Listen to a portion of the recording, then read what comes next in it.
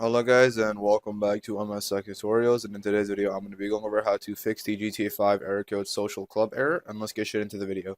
So if you have GTA 5 installed through Steam, what you can do is look for Steam on your desktop, right click on it, and hit run as an administrator. Once Steam is open, you can go over to library, go over to just look for GTA. When you find it, right click on it, hit properties, and then go over to installed files. And then you can make your way over to verify this game's files are installed correctly and hit verify integrity of game files. Once that's done, you can go ahead and X out, go over to Steam in the top left and hit exit, and this will basically like restart Steam. And then you can open up Steam back again, and then you can check to see if that helps fix the issue. If you have GTA 5 downloaded through the Epic Games Launcher, it's a similar process. Just go over to Epic Games Launcher, go over to library, look for the three horizontal dots, click on manage, and then hit verify files, and then hit verify.